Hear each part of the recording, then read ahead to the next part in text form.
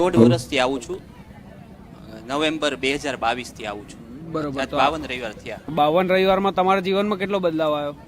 બહુ બદલાવ આવ્યો. બધું બહુ આમ વિચાર કરીને એવું થઈ જાય કામ આપણા જીવનમાં બધું.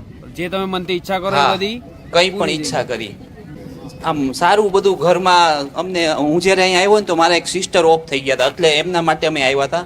તો બહુ કંઈક ડર લાગતો તો, બધાને મજા નહોતી આવતી, કંઈક જાણે કંઈક છે એવું લાગતું હતું. પણ અહીંયા આવ્યા પછી એકદમ બધાનું જીવન શાંત થઈ ગયું અને મન શાંત થઈ ગયું. હવે કોઈ ભય નથી લાગતો. આખું જીવન બદલી આપ્યું, ડર બધો કાઢી આપ્યો માતાજી. હા. દેવ પ્રત્યેનો. દેવ પ્રત્યેનો. એટલે અહીંયા આવવાનું 4 રવિવાર છે ને પછી મને 3 સ્વપ્ન આવ્યા હતા. એમાં એક સ્વપ્નમાં મને એક ભૂરા કલરનો નાગ અહીંયા ઘડી ગયો. પછી બીજું સ્વપ્ન એવું આવ્યું કે કોઈ દેવી દુષ્ટ શક્તિ મારા ઉપર ચડી બેઠી છે અને બીજી કોઈ શક્તિ આવીને મને બચાવ્યો. તો મેં જોયું ઊંઘમાં તો એ મારા પપ્પા હતા અને ઊભા હતા, મદદ પડે આખા લાલ હતા. પછી ત્રીજું સપનું એવું આવ્યું કે હું પોતે જ મને દેખાણો, બહુ લાંબા વાળ હતા.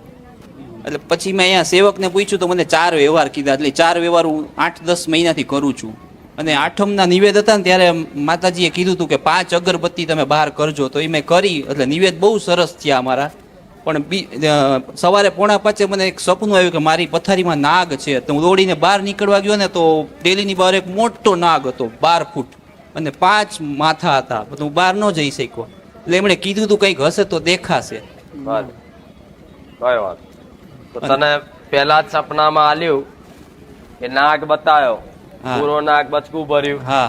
પછી એક નાગ ઉપર પડ્યો ને પછી બહાર જોયું પંચમુખી, 5 મોઢા વાળા. તો તારી જગ્યા પર પંચમુખી ગોગા મહારાજ નો વાસ હોય ને એટલે હું સપના હલાવડાવું. ભૂમિકા પર શેષ નાગ નો વાસ છે. શેષ નાગ નો આમ બધી જગ્યાએ વાસ છે જ ધરતી પર, પણ અમુક જગ્યા વિશેષ હોય છે. તમારી જગ્યા એક ઊંચાણ વાળી છે. પેલા આમ જો તમારા રસ્તા હોય ને આમ સીધો જાય પછી ઊંચો આવે, એવી અત્યારે બધું લેવલ થયું હોય, પણ પેલા ટેકરા હતા ઊંચા. એટલે એવી જગ્યા પર તો ખાસ નાગનો વાસ હોય ને હોય જ, દેખાય નહીં પણ આ સપના આલે ને એધાણ આલે. તો તમારે જગ્યા પર નાગનો વ્યવહાર કરી ઘરમાં જે રીતે પવિત્રતા રાખો જાળવી રાખજો. બીજું, તમારા પૂર્વજ પિતૃ તમે હરાયેલા છે? મારા પપ્પા. હા. એ પિતૃને હરાવાય નહીં ચારે. નતા ગમતા દાદા પપ્પા તમારા? ના ના એવું નથી. પણ તો તમે પૂછવા જ્યાં ફરી તમને મોક્ષ મળ્યો કે નહીં દાદા? એટલે અમારા 2 ભાઈના મેરેજ નહોતા થતા. પછી બધાએ કીધું કે નારાયણ બલી સરાવવા જાવ એમ. નારાયણ બલી નો મતલબ કહો છો મન? સરાવવાનું કીધું એટલે મેં 1 વાર 2 વાર બધે. નારાયણ બલી એટલે જે જગ્યાએ તમે કોઈ નદી કિનારે કોઈ બ્રાહ્મણ વિધિ કરાવડાઈ અને એના પિંડ દાન કરી, પાણી પીવડાઈ, ભોજન ધરાઈ, કપડા વસ્ત્ર આલી, બ્રાહ્મણ ને એના નામથી દાન કરી, એનો દીવો કરી અને પછી એને રાજી ખુશી થી એના શ્રીફળમાં પધરાઈ દે કે ભાઈ હવે આ બધું રાજી ખુશી થી એમની જે તે ઈચ્છા હોય એ પૂરી કરે ભગવાન, અને અમને ભગવાન મોક્ષ આલે એમ કરી નદી પધરાઈ દે. પણ એ તમારા પપ્પાનો જીવ તમારામાં રહી ગયો હોય, એમને ના જવું હોય, બરોબર, તો પરાણે જઈએ કે ના ન જઈ શકે. તો બ્રાહ્મણો ચોકી મારે, મંત્રો મારી, બરોબર. ભલે તમને કીધું જે કીધું, શાસ્ત્રોની વિધિ કોઈ ખોટી હોતી નહીં, પણ એ વિધિ ક્યારે થાય જ્યારે તમારો પિતૃ પૂર્વજ બધા ઋણથી મુક્ત થઈ ગયો હોય ને તારે એની એ વિધિ લેખે લાગે. બરોબર. પણ તમારા પિતૃનું ઋણ તો હજુ છે જ, બરોબર, અને એમનું ઋણ તમારી પર છે. તો ક્યાંથી એના આગળ ગતિ મળકો ન મળે. જેટલી વાર નાગ સપનામાં આવતો ને એ તમારો પૂર્વજ જ નાગ બનીને આવતો, નાનો સપનામાં આવે. હા, નાનો હતો એ પૂર્વ નાગ, નાનો હતો. કેટલો નાનો હતો કે છે? બસ આટલો પાકો પાકું પાકું. બચકું ભર્યું. સમજી લે તારા પપ્પાએ બચકું ભર્યું કોરક મામા. જેથી આ સપનું તું મને કહું આનો ઉલ્લેખ કરી આલું. બરોબર થાય ને હંમેશા નાનો, જો બધાને કહું નાનો સાપ આવો ને આટલો નાનો સાપ, તો નાગ ગોગા મહારાજ નહીં સમજવા. બરોબર. નાના સાપ ને તમને તમારે એવું સમજવાનું અમારા કોઈ પિતૃ પૂર્વજ આયા. બરોબર. પિતૃ પૂર્વજ નાના સાપ રૂપમાં જ સપનામાં આવે અને બચકું ભરત સમજી લો કે અમારા કોઈ પૂર્વજ તો નહીં, કદાચ તમારા પૂર્વજ બેહાડેલા હોય પણ છતાંય તે આટલો નાનો સાપ સપનામાં આવીને આવી રીતે બચકું ભરતો એક ડરાવતો હોય તો એવું વિચારવાનું કે આજુબાજુ આ જગ્યાનો માલિક કોઈ રખડતો કોઈ પૂર્વજ તો નહીં, બરોબર. પણ મૂળ નાનો નાગ એટલે પિતૃ હોય. બરોબર. બરોબર. હા હું એવું કઉ છું એને જ ખાલી તમે રાજી કરી લો બરોબર. એટલે વાત જ પૂરી થઈ જાય. જો તમે નારાયણ બલી કર્યા પછી તમે હેરાન થયા, હા ખૂબ હેરાન થયા, નોટિસ કરો મગજમાં, સાચી વાત. તમારા ઝઘડાએ બહુ થયા, હા સગા સંબંધીઓ ઊંધી થયા, હા બધું જ થયું. બરોબર. નોકરી ધંધે તે તમારે બગડ્યું બધા જોડે. હા સંબંધ. હા હા સારો ભાઈબંધ હતો ને પહેલેથી એની જોડે બગડ્યું. બરોબર. આ બધું કરે તો પૂર્વજ પૂર્વજ. પણ પિતૃ. તમારે ખાવા બેહો ને તો વાળ આવે ખાવા, હા આવે આવે આવે કોકના કાંકરી આવે દાંત હલાઈ નાખે, આવે આવે આ બધા લક્ષણ થતા હોય તો પૂર્વજ કોઈ દા ખોટો થાય નહીં. જે જમવા બેસતું હોય અને રોજે રોજ મોઢામાં માથાના વાળ આવી જતા હોય ને તે પિતૃના લક્ષણ કહેવાય. એ કાંકરી બહુ આવી જતી, અચાનક કાંકરી આવી જાય, તમે આમ હલી જાય, ઠંડી ચડી જાય, હા, એવું એવું. થાય. એવું બહુ થાય મને. કાંકરીને વાળ આવે તે મને જ આવે, બધા કે તને જ કેમ આવે એમ.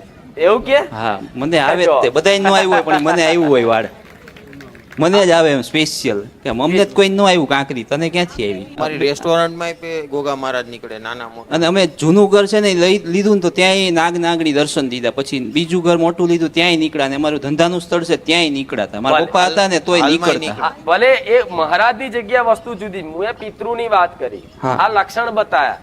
અને અમુક વાર જો તો કારણ વગરનું માથું ચડે, હા કેવું કોઈ કારણ ના હોય કઈ ન હોય પણ કારણ. માથામાં તમને એવું આમ એક બાજુ માથું ચડે ને કે તમને એવું થાય ગોળી ખાઈ લો, હા, ગોળી એવું. ખાઈ લો, દુખ્યા કરે. બામ લગાવો, માથું દબાવો, કારણ વગરનું કારણ. માથું ચડે. હા બરોબર. આ બધા પિતૃના લક્ષણ છે. તમે જો એને કદાચ રાજી ખુશીથી હા દંડ પાણી કરી, માફી માંગી અને વધાઈને કદાચ દીવો ચાલુ કરીને એને એક સ્થાનક આલી દીધું, હા એના નામથી થોડું 5 ફુવાસી જમાડી કે કોઈ સારું થોડું દાન કરી દેશું ને, હા હું એવું કહું છું 70% ભાર તમારો એકલો પૂર્વજ લઈ લેશે. બરોબર. આ મારી ગેરંટી લખી રાખ. હા જેવી guarantee એમ તો ભક્તિભાવ વાળા છો, હા બધું કરી છીએ અમે. તમે સેવાય કરો છો, દાનય કરો છો, બધું ચોક કરીશું. મંદિરમાં સારી જગ્યાએ ચોક કરવાનો પ્રસંગ હોય ને ધાર્મિક, તોય તો એમાં પાછા ઉભા રહ્યો એવા છે. હા બધું બરોબર છે. બધું બરોબર છે. પણ મેં કીધું એનું મુખ્ય કારણ આ પિતૃ પૂર્વજ એને બેહાડી રાજી ખુશીથી નિવેદ આલો. હા પછી ચોટીલાની ચોય મોનતા બાકી છે. ચોટીલાની કોઈ માનતા રાખેલી હોય? ચોટીલાની એટલે પોષ પૂનમ ભરવાની કે એવી ગમે તે યાદ કરીને મને કહેજો, મારું કોઈ દર હોતું નહીં આ ગુપાસું. અચ્છા. એટલે માનતા રાખી હોય છે પણ ચોટીલાની નહીં, પણ ક્યાંક હશે ખરી, રહી ગઈ હશે એવું છે કંઈક. બહુચરમાંની એક માનતા છે મમ્મીની. બહુસરાજીની નહીં, એકવાર ચોટીલા છે ને ચામુંડ માતાએ હા. જઈ નારિયેલ બારિયેલ વધેરીને હા. તમારા વડવા તમારા પપ્પા વતી જઈ હા ભલે. હા ભલે. કહેજો કે માં કોઈ માનતા બાધા રહી જઈ હોય મારા પપ્પાની તો તને શ્રીફળ આલું છું, હા. બાદામથી મુક્ત કરજે. એટલે મને હમણાંથી ચોટીલાનું યાદ બહુ આવે કે ભાઈ ચોટીલા હું કોઈ દિવસ ગયો નથી એવું હમણાં વારંવાર બધાને કહું છું, ભાઈ હું ગયો નથી કોઈ દિવસ, હું કોઈ પૈસા આવું દિવસ ગયો ચોટીલાનું નથી. જો તો વારે ઘડીએ તમને હું નહીં કહેતી તમે નહીં આવતા, હું હુકમ કરું છું તારે તમે આવો. બરોબર. એટલે ચોટીલા વાળી હુકમ કરે તને વિચાર નાખે છે કે ચોટીલા ચોટીલા હા. ચોટીલા. હું કહું છું કે જા એકવાર જઈ આવજે, પાકું પાકું. દાડા હારા ના થાય જત મને કહેજે. રામ રામ. બરોબર. હા. આવું તારી ભવાની બુટ બુટ ભવાની. ભવાનીમાં. હા. હા. આ બોલી, હું નહીં બોલી. એને કીધું કેજે, હું તો રાજી જ છું, 2 હાથે ને 1000 હાથ મારા છે હાથે. રામ માળી રામ. તમે ભક્તિ કરો છો, નવરાત્રી કરો છો, ઉપવાસ કરો છો, બધું. બધું એ કહે છે, બધું. બધી રીતે બરોબર છે. પણ કે મારા હાથ તો સજ એમના માથે, પણ આવું પિતૃ પૂર્વજ નું થોડું જ્ઞાન તારા સાનિધ્યમાં આવીને મળ્યું તો હવે સારું છે.